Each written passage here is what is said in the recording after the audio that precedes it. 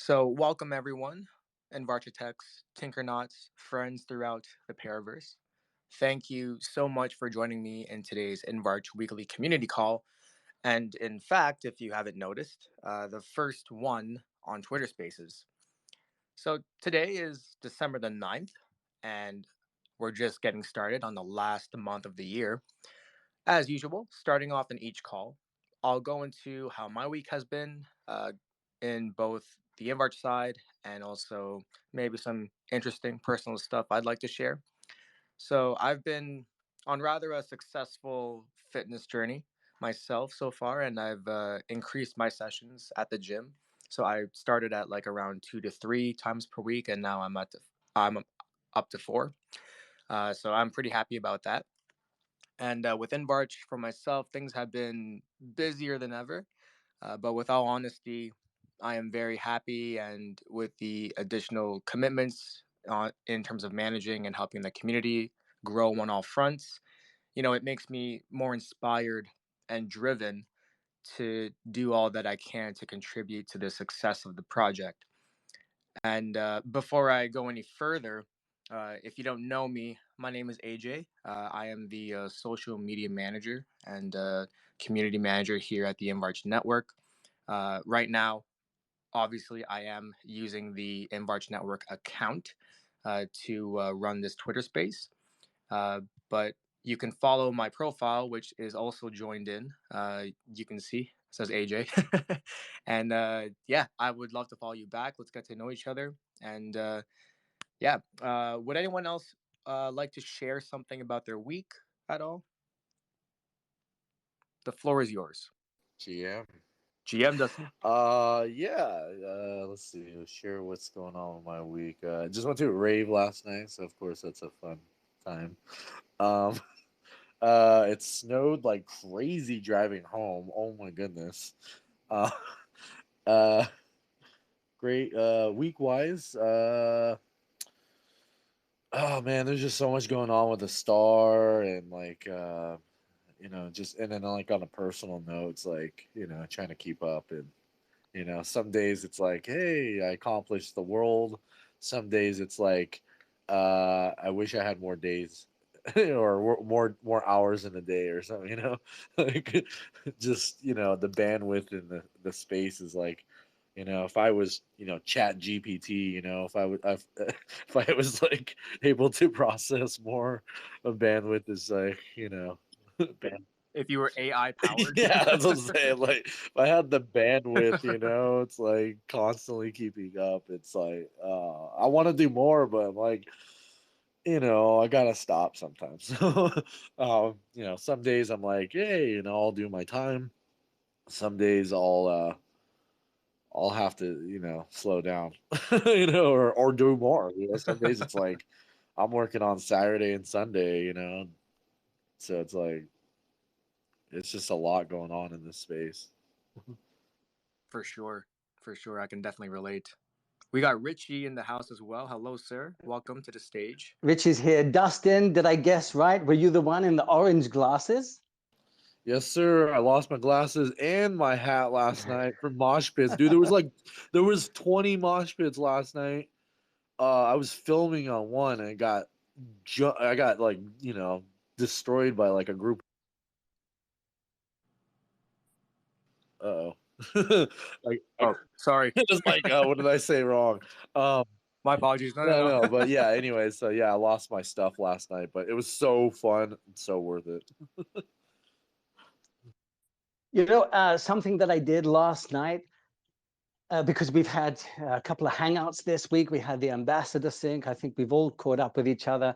But yesterday, I decided to go back. And when I finished work in the evening, I watched Dakota on the Riri show. And I said, this time, I'm going to watch the whole thing from beginning to end with no skipping, no pausing. I'm going to go through it all. And I have to say, it's actually a really good explanation. Dakota, I think he deserves to be indulged because he actually really breaks down things as simple as he possibly can. The only thing that could, I think, go with it to help explain, for any of you who've listened to it, is just some really cool visuals. And so if anyone out there is able to help with making visuals to help people kind of understand it, because the explanation itself, it's all there, and he really goes through everything from the INV4 protocol to OSIF to Saturn, the multisig, even, the Kilt protocol with their DIDs, which, they haven't really partnered with yet, but that's on the horizon. And Dakota said he always keeps it kind of in the back of his mind, in his plans. But if we could get some visuals to go with that, I think it could really, really onboard a whole bunch of newcomers. That's my several cents worth. Beautiful. Absolutely. Absolutely. And, we are definitely working on the content marketing end on that front. And we do want to, you know, pull out all the stops when it comes to helping more and more people understand the tech stack, understanding, Invarch technology as a whole, the protocols, and how truly revolutionary and innovative they are. So, thank you for that, Richie, and thank you, Dustin. We also have Sheba Tales and joining the stage. Would you like to share something about your week? Hello, happy Friday.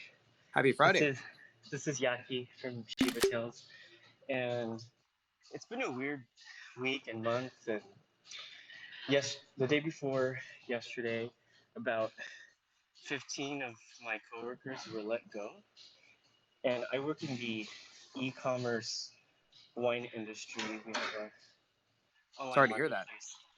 Yeah, it sucks, and and yeah, just wanted to share that for no obvious reason, just sort of to vent. But I know that there are other people who have similar things recently. It's really nice to come into a small space and just hang out and not be alone. So I appreciate you all. Thank you. Oh, thank you. Well, I mean, that's definitely something that we as a community, and we as the core team here at the Invarch Network. I mean, we truly want to be consistent with uh, fostering a very welcoming and a very wholesome atmosphere and environment, and a really awesome place for people to join. So that means a lot coming from you, Yaki. And sorry if I butchered your name, but that does mean a lot. That does say something about our community. That does say something about the project and the people that are behind it. And essentially, I mean, it lets us know that we're doing a good job, and it's always nice to hear that. I again truly sorry to hear about your workplace and what's been going on, um, but I do hope things are on the up and up going into the new year. And we'll definitely always be here for you to come and join, hang out, and have a great time. So beautiful. So thank you so much for all of you who requested to join and to share about their week. Let's go into some Dot Sama news, why don't we? So, if you are new to our weekly community calls here at the Invarch Network, and mind you, this is the first one on Twitter Spaces, we like to start off with not our own news and updates, but fellow Parachains news and updates. And why is that? I mean, obviously, this is the Invarch weekly community call, and the main reason for people to be here is to catch updates on the project. Well, it's not just Invarch that makes up the ecosystem. And a fun little spin here, when you get to know the Invarch network, you'll learn that it is the network that is the foundation of, and that of which empowers the creator economy. Therefore, involving other parachains and their technology to really create a better Web3 future. And to me personally, I feel that's what Polkadot is all about. So the first, and actually Dustin mentioned it already, sort of, but the first Dot Sama news that I'd like to share is Aster becomes the first Polkadot parachain to support light clients. So there are fundamental areas to understand for those that are new in the ecosystem, and if you're here and present in this call. What is Aster? So Aster Network is a multi-chain smart contract platform, essentially a smart contract hub leveraged by decentralized apps, or known as dApps for short. Aster is famous for, if I am correct, inventing DApp staking. So where developers who build these decentralized apps or DApps on top of Aster are able to get compensated for their work. So what is a light client? Another fundamental area. So it's essentially a piece of software that connects to full nodes to interact with a blockchain, and you're able to interact with a particular network without downloading the entire blockchain. And the gist of this is that I believe Gregory from Astar had put it in the recent article, but one less single point of failure is a much bigger win.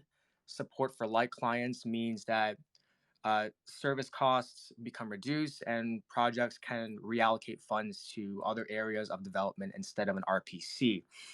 And an RPC is the central point of all connections from outside of the blockchain, stands for remote procedure call. I'm not a dev, so I won't go too much into that. I can, if somebody else does want to, I mean, feel free. But I think that pretty much sums up the news for Aster this week. So going into the next news, the first Polkadot OpenGov Fellowship was enacted on the Kusama network on December the 6th. And this news was provided by none other than the founder of Polkadot himself, Gavin Wood. And speaking on the Polkadot Fellowship, our co-founder and head of development, Gabe, was accepted as a fellow into the Polkadot Fellowship leading up to the end of last month, if I'm not mistaken. And the entire Invarge team and the community is super, super proud and happy for him. And it's amazing to know that, he was one of the first 45, and to know that, he will be doing great work with all the other fellows. And then the next piece of news that caught my eye is the Follow app. So they've introduced vaults, so pretty much a simplified and effective mechanism to maximize staking yields. Vaults are pools of funds with a strategy that aims to maximize returns on the assets being held in the pool. And the mechanism is simplified and made more effective because of the minimizing amount of analysis delegators needed to maximize yield. So definitely check those projects out. With Follow and Aster, definitely look into more of the Polkadot Fellowship. I think it's phenomenal, and it's all part of the new governance model, Gov2. And yeah, so switching gears, we'll be going into some crypto and Web3 news. But before I go into that, does anybody want to make any comments about the Dot Summer news that I've brought to you all today?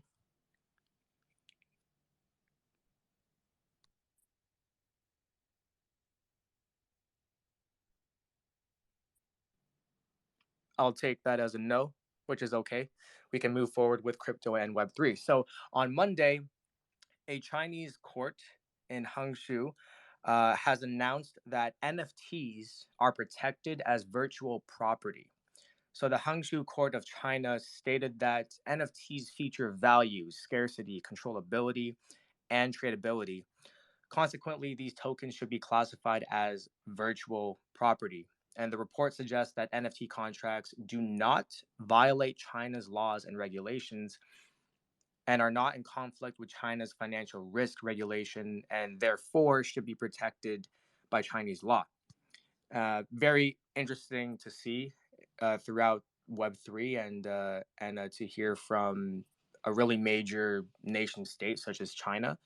And I mean, personally, to me, I could be wrong, but this looks like a plus in terms of how we're moving forward with accepting NFTs and NFT ownership and the technology and what it means in the legal sense. The next Monday news was Nexo halts US operations. It's a crypto savings and lending provider. And this past Monday, the company decided to end operations in the US in the coming months. And the events that led up to this includes a year of negotiations with United States federal and state agencies, all of which had reached no further ground in terms of progress. On Tuesday, Warner Music Group, which is a very, very well established and large music label or organization, With Polygon, partners with Legend, spelled LGN as in Norman D, to realize Polygon Music NFTs. This is Warner Music Group's efforts to widen its scope in digitizing music, ultimately creating a Web3 based music platform. Legend Music is planned to go live next month, so next year in the new month, and will be a live digital marketplace where individuals can purchase, collect, and own music from their favorite artists. And I think it's also important to note some notable artists signed under Warner Music Group. This is not a promotion or anything, but if you're not familiar with Warner Music Group, artists such as Cardi B, Charlie XCX, Charlie Puth, Coldplay, Dua Lipa, and Ed Sheeran are some of the few artists signed to Warner Music Group. On Wednesday, news broke out on Rarible, famously known as an aggregated NFT marketplace, has announced its adoption of, again, Polygon in terms of blockchain integration. Congrats to Polygon, they're making strides. This is Rarible's move in its efforts to facilitate cross-chain trade. The platform will also introduce fee splitting and royalty requirements, in which their CEO had stated that Rarible understands the duty to democratize all elements of NFTs for both artists and consumers. Rarible Protocol's partnership with Polygon is another milestone to help the thriving markets and initiatives created on its ecosystem to reach more people and expand their backend capabilities.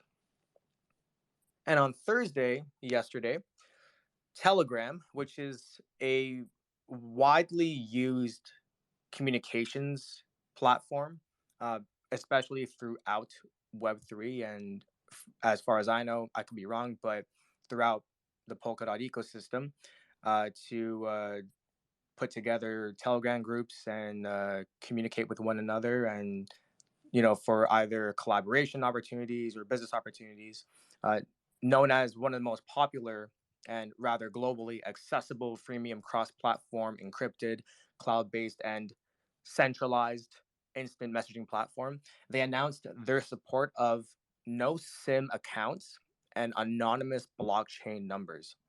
Part of their 9.2 update, it does come with a cost in which customers will have to purchase blockchain powered anonymous numbers as a first step to using this newly announced service. The anonymous numbers will be on sale on a decentralized platform called Fragment, where a number on average costs 16 USD or 9 ton. They are also NFTs, so trading is possible with them. And that's pretty much the major news that have come out this week in terms of crypto and Web3, at least news that caught my eye. Does anyone else want to comment on any of the news? Maybe talk about, have a discussion. The floor is yours. Alrighty. So we can definitely switch things to the March update. So starting the week off, we had one of the first of what is known as the Embarch Papers published, and titled, oh no, sorry, not the Embarch Papers, that's a different paper, but we had an article titled The Embarch Network Dual Token Economy. So this initial announcement to the immediate Embarch and broader Dot Summit ecosystem uh, signaled that a big change is coming to the Embarch network. So in short, and to help describe it in a more simplified way, but it is a new hybrid economy between the Invarch parachain, which is on Polkadot, or which will be on Polkadot, and Tinkernet, which is on Kusama, in which Varch and Tinker come together and its respective powers are fused to make this hybrid economy much, much more powerful. In a nutshell, this new system proposes an economic model in which the Varch token acts as a utility medium and the Tinker token acts as a financial medium. So, really important highlights in the article that I'd like to emphasize in this call. So, the Varch token must be staked to provide storage to the network. The Varch token must be bonded to vote in network governance. And the Varch token, which is so staked and bonded Varch tokens, receive dividend rewards in Tinker. And on the Tinker token side of things, The Tinker token is staked using OSIF, so the On-Chain Innovation Funding Protocol, for rewards via inflation. The Tinker token is used to cover fees across Invarch and Tinkernet, and it is the primary economic medium across the Invarch network. And so on Wednesday, Invarch founders Dakota, joined by co-founder and head of development Gabe, submitted a discussion on Polka Assembly regarding funding for a multi-signature solution. And so the Invarch team seeks to provide the ecosystem with a new multi-signature solution called Saturn, which is going to be made available to every parachain and implementable throughout any dApp on those parachains. And this particular solution will be made so that it can be easily adopted by existing wallets in the ecosystem and be immediately implemented to provide a superior multi-signature solution to the ecosystem compared to external solutions such as Gnosis Safe. Multi-party ownership solutions are the core of nearly every project being developed by the Invarch Network team, which has heavily influenced the design of the network's infrastructure. While sharing our proposed multi-signature implementation with other builders and community members throughout the ecosystem, we've received tremendous interest and support for it. And while keeping in mind that the Saturn multi-sig solution is a module that underpins the previously mentioned in past calls and past conversations, the DAOist CDK. Current known supporters that intend to one day use this technology include Udl DAO, Chaos DAO, WAG Media, and Spacers DAO. The current multi-signature implementations available for builders in the ecosystem either rely on the current implementation used in the original multi-sig palette developed by Parity, which is it has its limitations, or by developing their own custom solutions, which can be very time consuming and very costly.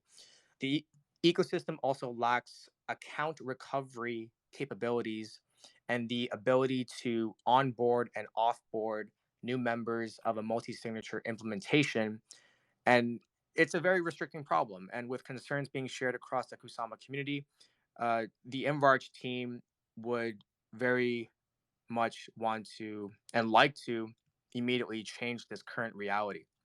And so we are asking support from the Kusama Treasury. You can definitely dive into the entire Polka Assembly proposal discussion, and that will be ending, I believe, in a couple of days, and then we will be moving forward with the actual proposal. And so far, I mean, we've received wonderful and organically like amazing support from the community. Over, well, actually it's on the dot with 90 votes so far, or 90 thumbs up, and 25 comments, and the comments are just endless, really.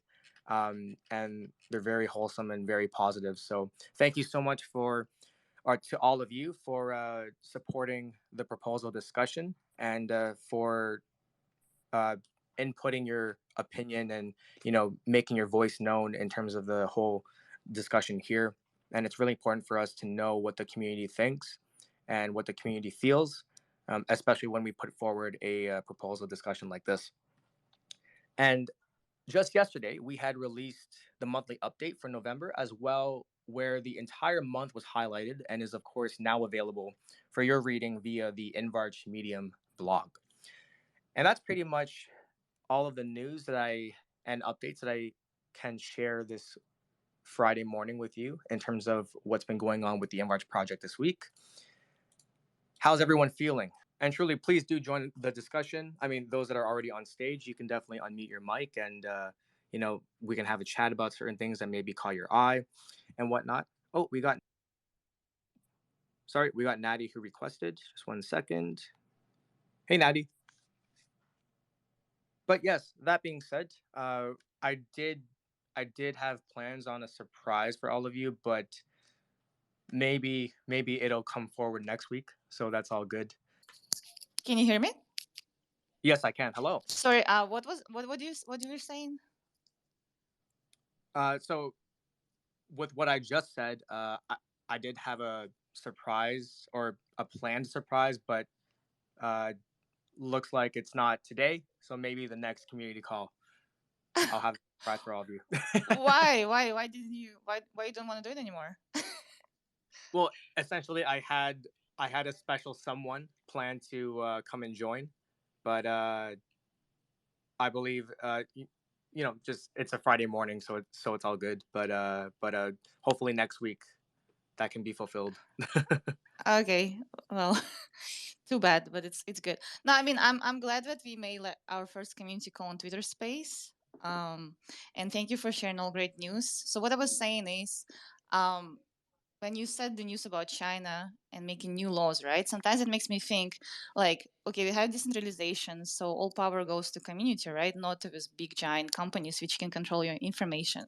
But what if these big companies also go into our space in Web3, and so it's not decentralized anymore?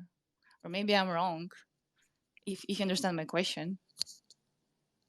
Yeah, no, definitely, and it's funny because I was just going over some more educational notes and stuff that I take on a daily basis. And I was going over a section of my notes where it covered Web 2 and why Web 3, why the push for this, and really it's just getting away from these big conglomerates who are providing the services for us to use what is the current implementation of the internet, but we are trading our personal information and data, and able to use it. So with your question as to big companies coming in and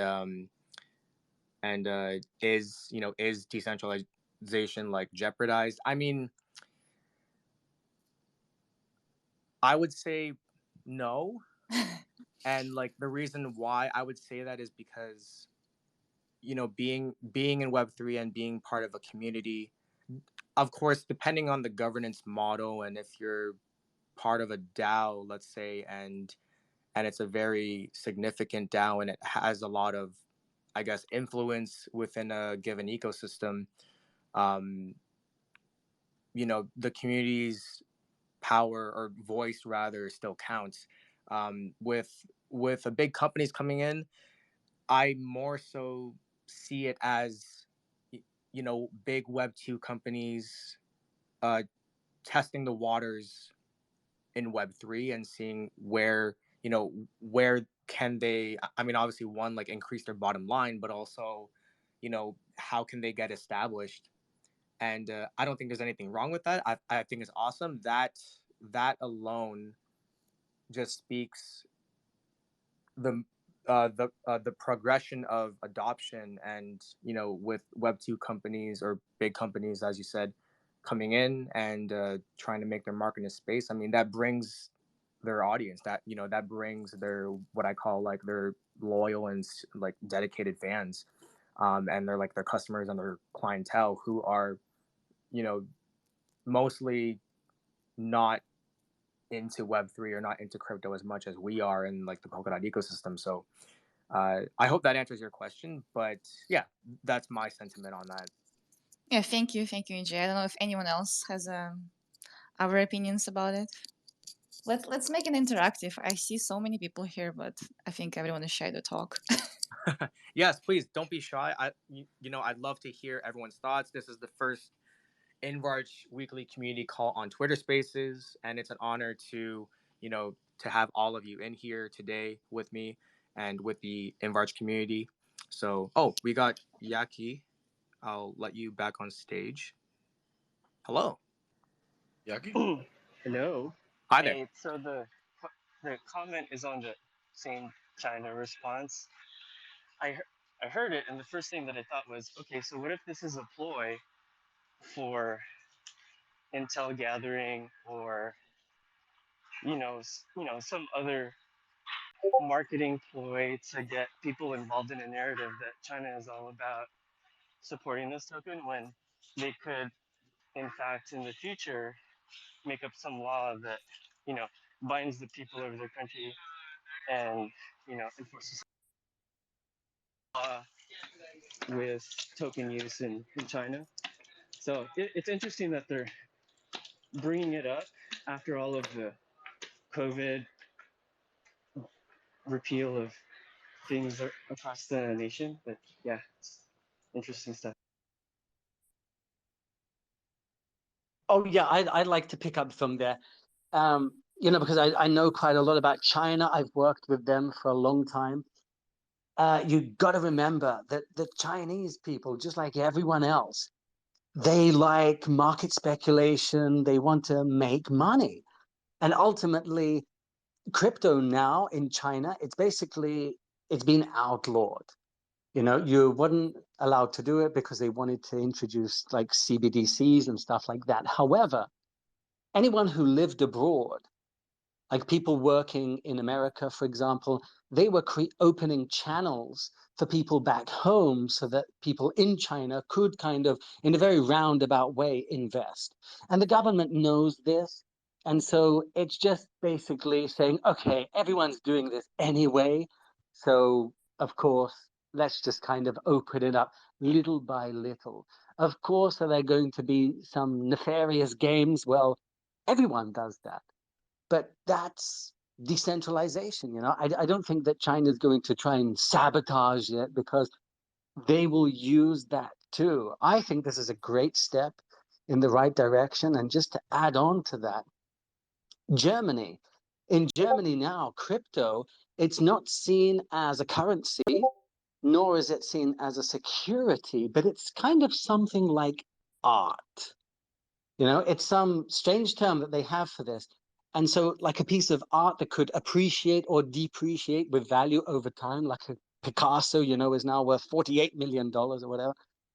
Also, another very good step in the right direction. I think this is all bullish. And as more liquidity comes into the market, wherever it's from, it'll hit Bitcoin and it'll drip down to everywhere else. And hey, I sure as hell hope it comes to Polkadot.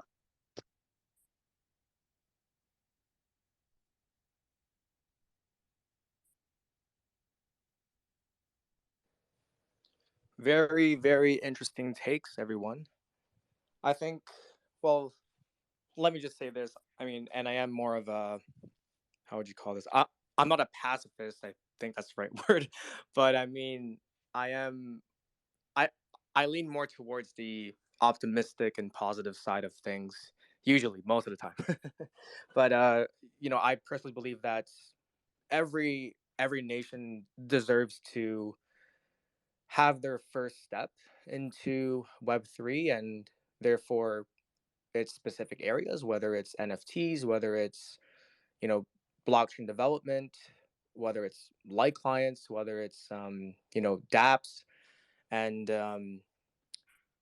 and, DAOs, right? I think, I think again, like I'll reiterate what I said earlier, um, but I think it's a plus, hearing about this news and just seeing it from like the bird's eye view perspective. um that to me just speaks like, oh wow, like it sounds like we're moving forward, because if a governmental body or like a certain region, and its legal representation, like specifically Hangzhou's court, right, um sees NFTs as, you know property that should be protected, what does that say to any other court, um, of like any other region throughout the world? And I think, kind of like once one basically that whole thing, like one person agrees or one person moves forward with one, um, then everyone else will kind of like follow. And that all depends, of course, on the dynamics of things. But I think it's a very positive note to hear. So, Yeah, I'll just, if I can reiterate that, I absolutely agree. I think it's awesome. Forgive me for saying it again, but the kind of the Riri show, it's stuck in my mind. If you go to the very end and, Riri, she asks Dakota, What do you think we need to do to move forward? Get the ball rolling, attract attention to the community. I totally agree. We just need more positivity. So much social media is so negative, and yet crypto, we need to keep it positive. Blockchain, tech, Web3, as positive as we can be moving forward. I say everybody's welcome. Let's do this together.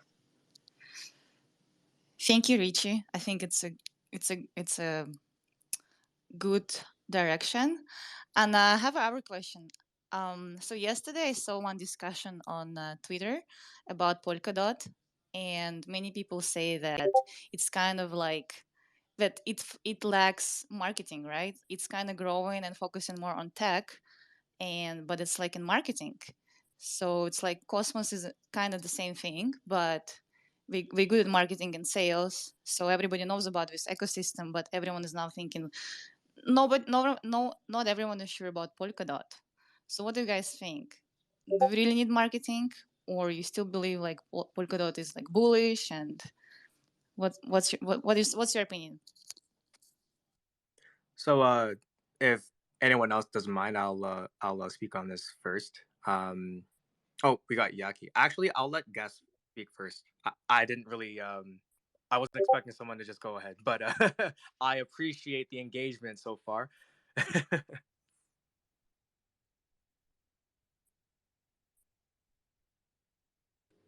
Hello. Hello. Yes, go ahead. Hey.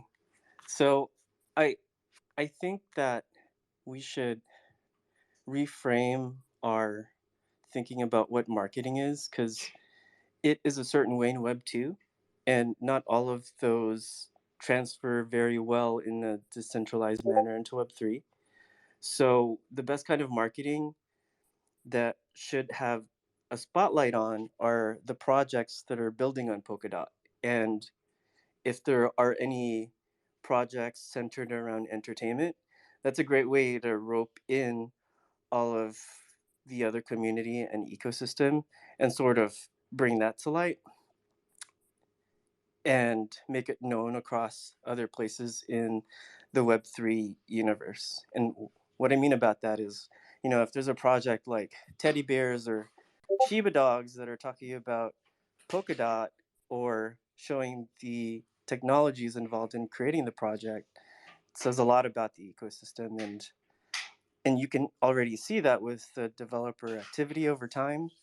So there's no doubt that people are building, but I don't think developers are the best marketers either.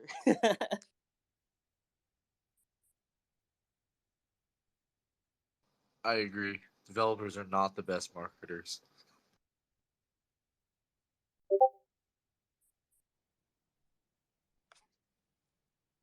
Anyone else? This is a really awesome conversation so far. So I'd like to hear more thoughts on this topic. Everyone, we got Megan, the token blonde, in the house. She works in and represents Darwinia. Megan is, I mean, there are amazing women in crypto, but she is super impressive, and she does a great job. And I just want to honor her right now. But thank you for coming on stage, Megan. Happy to have you here. And I believe you know you came on stage to speak on the topic, so I'd love to, and like we would love to hear your thoughts as well. Well, thanks for the intro, AJ. That's really sweet of you. I appreciate it. I'm not sure I'm that big brained. I'm always humbled in this space and looking for opportunities to learn. But thought I'd hop in and just touch on how proud I am of the Envarch team for going for the funding for the Saturn multi-sig wallet. I think it's going to be a great addition to the ecosystem, and I can easily see it being used by just about every parachain team out there. And I don't think there could be a better development team to look after that kind of a project. And to touch on the recent conversation with about Polkadot in the greater ecosystem, yeah, there's we had a similar challenge at Darwinia with our community. Of course, they want to see quote unquote marketing. And being a product for developers, like not only Darwinia, but Polkadot as a whole, it's we're not really out there shilling, and we don't want to give the appearance that we're out there and in the ecosystem shilling, because that appearance of shilling tokens or promoting tokens really looks negative in the eyes of the regulators, I believe. So if for anybody who's been following Gavin and kind of Web3 Foundation over the years and following talks specifically when it comes to regulations in the ecosystem, I think they've been very cautious and tiptoeing around the issue a little bit in order to avoid that label that DOT or KSM as a security. So yeah, I think that's mainly what our focus has been in that regard.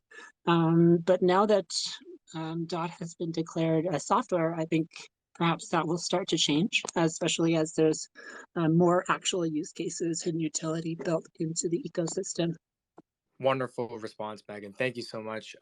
Just one, I guess, clarification for those that are not too familiar with the tech and even like the language sometimes, but either you can answer it, which I mean, half the time I do like point to you on more technical things whenever we're in conversation. But could you describe to the audience, if you can, what does that mean, DOT as a software?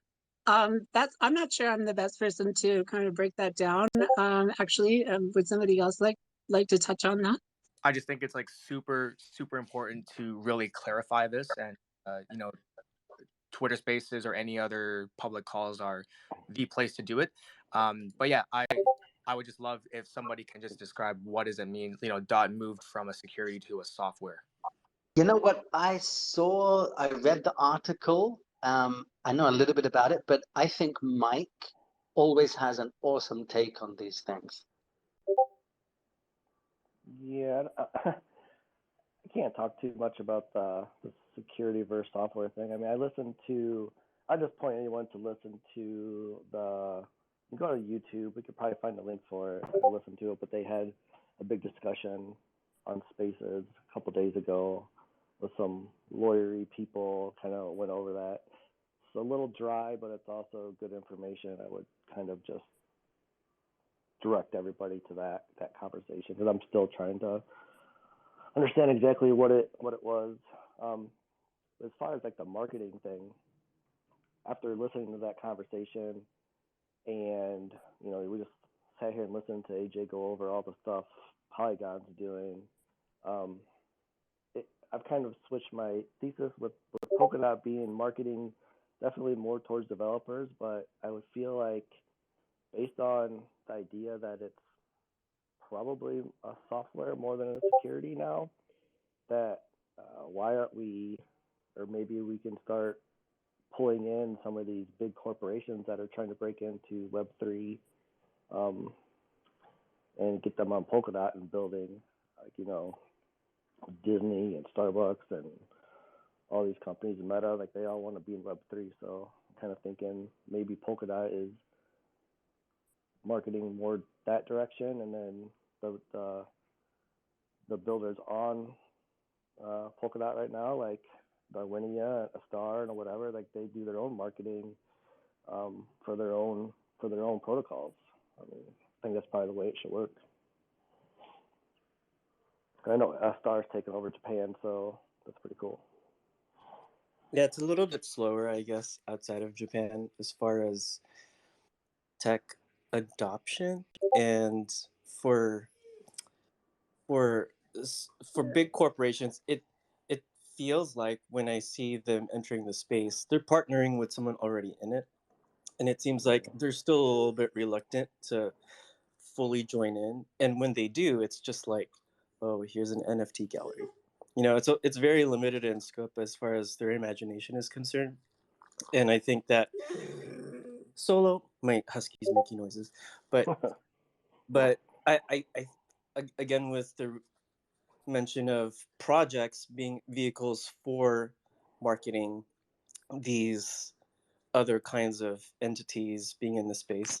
I don't know if you've ever seen that Remark video explainer in the isometric video about corporations just shilling their own ads based off of a community vote on what to display on the billboard. I still see that, and I still see that for a lot of projects that start building on Polkadot. And I think we should focus on those projects instead of getting the Web3 people in first. Because, like me, I'm a game developer and want to start this Shiba Tales game on Polkadot and Kusama. But for someone who's not as familiar with the tech stack or development, with a focus more on art and front end web stuff, how how can I, and this is just like a rhetorical question, how can I peruse these technologies?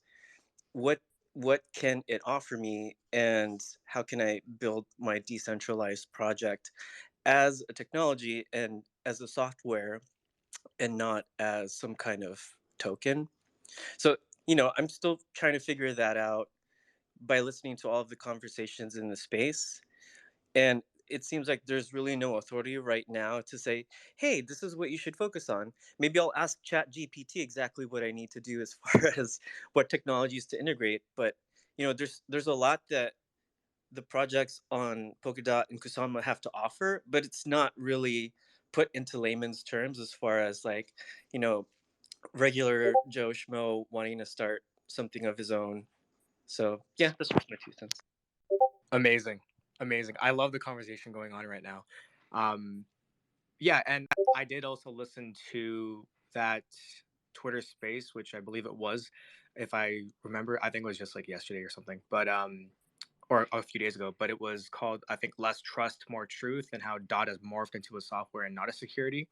For those that don't know, so the SEC, or um, the Exchange Securities and Exchange Commission in the U.S., which is a huge like influential and uh, governing body over like securities and their exchanges.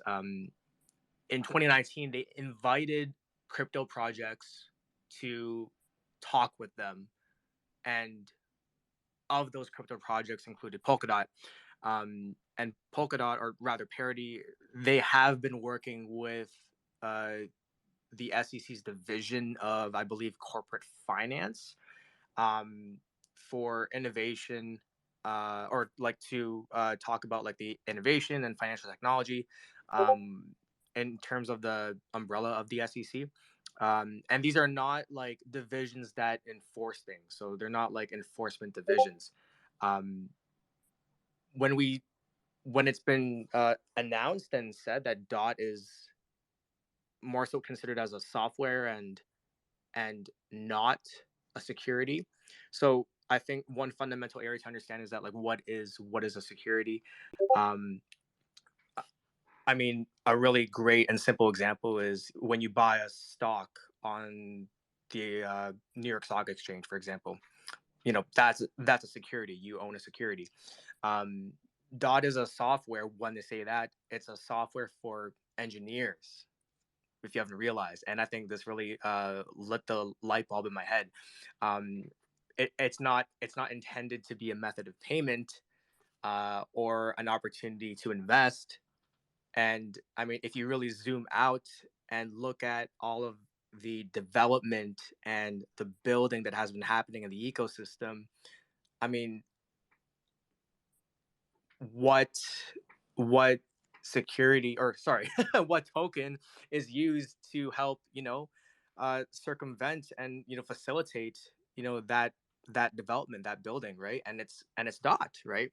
uh so they had to reduce the information output, and act like a public company.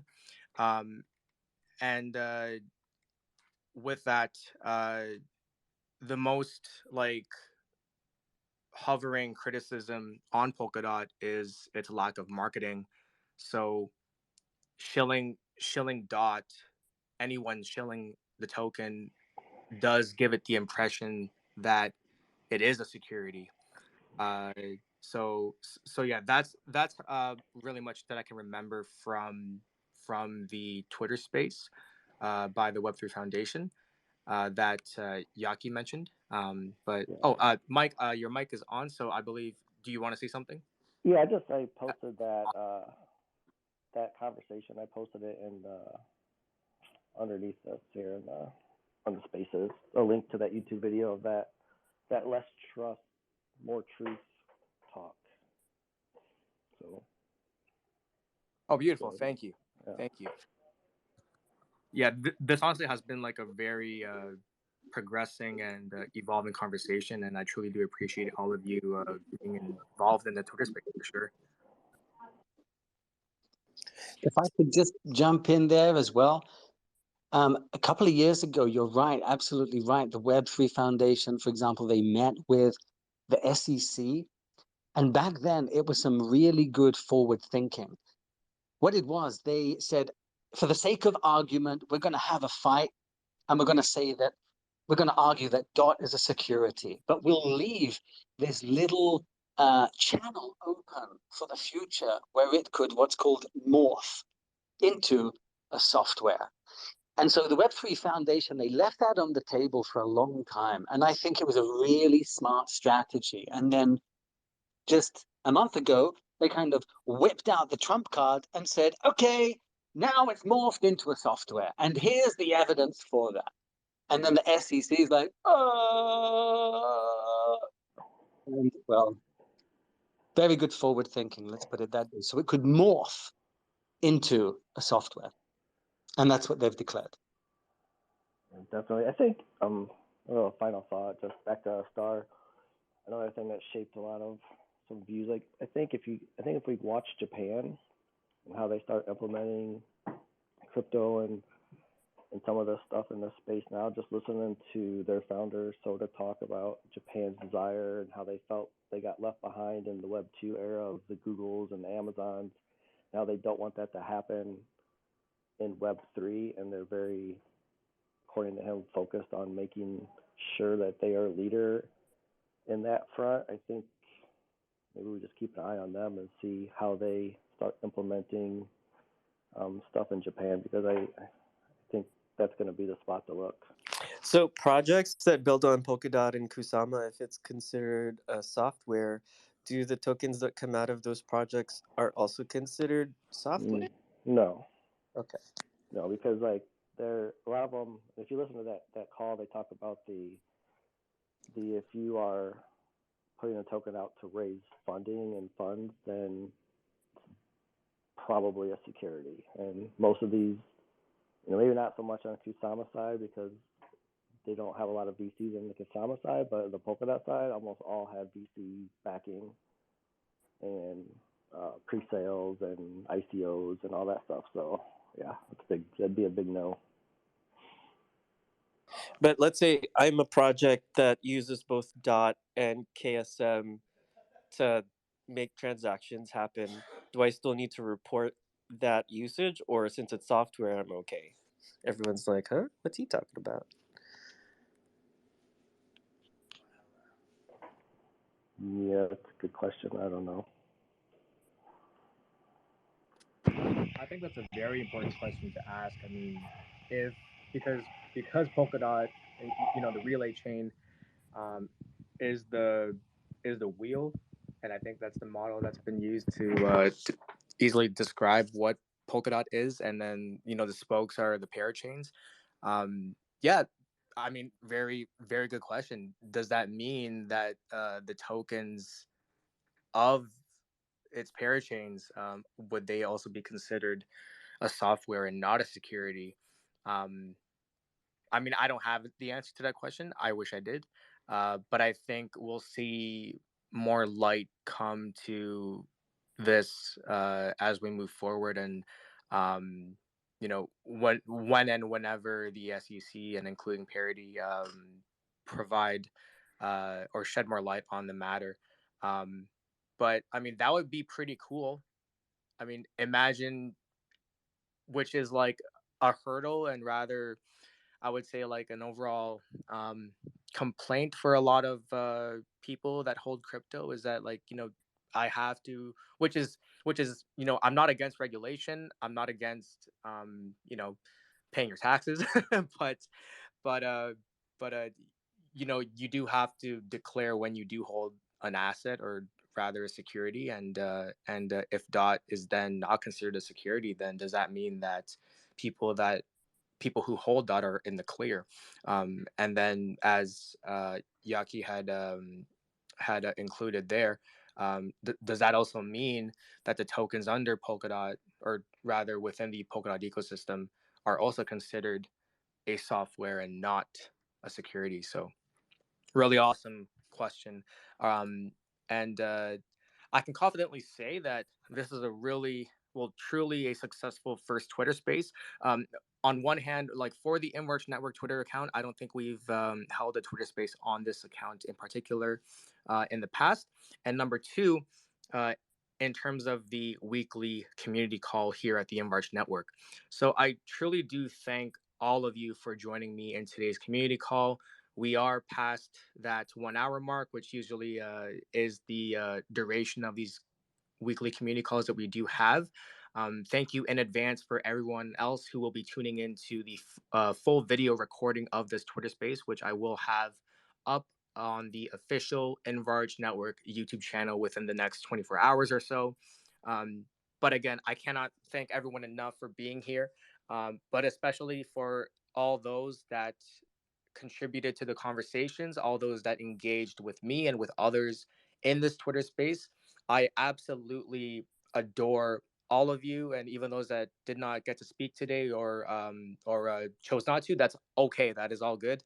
Um, Again, like the Inverge community, like we truly hold up values and principles that speak to just wholesomeness and community and togetherness, and that factor of like pushing forward in order to create a better environment, a better Web3 future.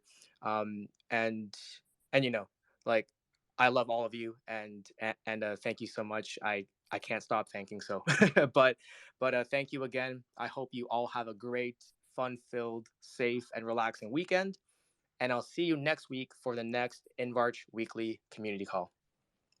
Happy Friday. Thanks, guys. Bark, bark. Bye. Have a great weekend, everyone. Have a good one. Bye. GM.